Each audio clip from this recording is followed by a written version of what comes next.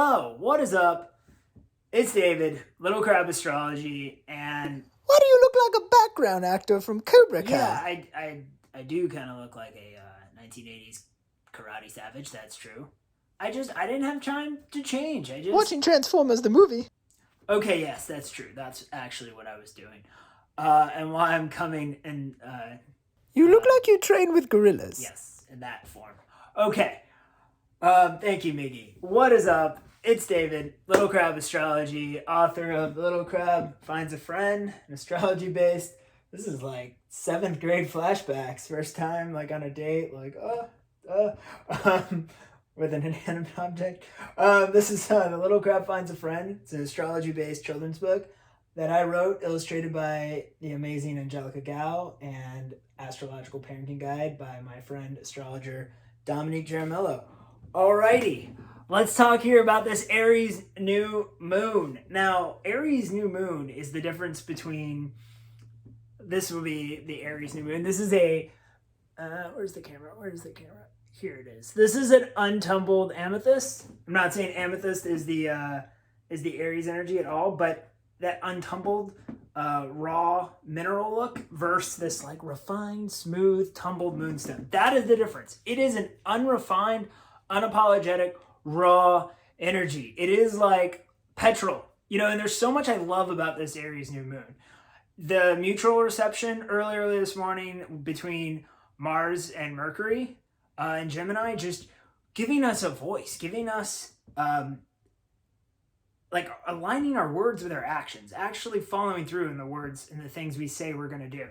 There's so much with just incorporating the pain and making it a part of who we are and part of our strength and part of what makes us fearless, courageous, and brave, with Chiron there. And then the moon just going over all of this to where it culminates with the new moon tonight at 7:30.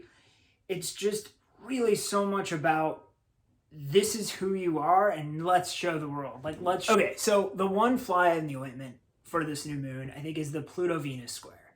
And it is as simply something that maybe feels, this energy can feel like our pleasure is being denied, or it's, Pluto always brings this fun house version to things. So it takes something and it distorts it to show you the darkness or the truth that you're not willing to acknowledge. And once you acknowledge that truth, it can be brought into the light, it can be integrated, and it becomes no longer toxic because it's being seen and given voice. It becomes, I don't want to say medicinal, but it becomes something that is part of you and that you're not trying to hide. And so, with Venus and Aries, I think that having to do with things that validate us, especially like our identity, things that make us feel valuable and validated, and also things that bring us pleasure. And so Pluto is like a fly in the ointment. It's the one thing that maybe, you get like a perfect dish of food and it just doesn't taste the way you're used to. You're used to like it tasting one way, and it's like, okay,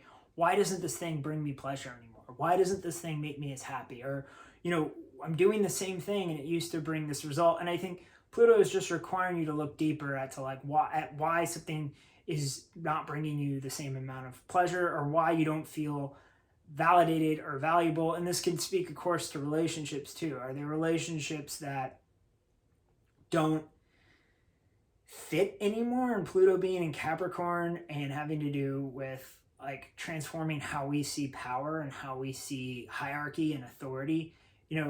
Is there a weird power dynamic in a relationship that just needs to be addressed? I don't know. That's I think the only part that's a little uncomfortable of this otherwise really charged new moon that really tells you like all systems go, like time to let your voice be heard, and time to lend your warrior spirit to a greater fight happening in society, into the building construction of the future. All right, you guys, thank you so much. I will talk to you soon. Bye.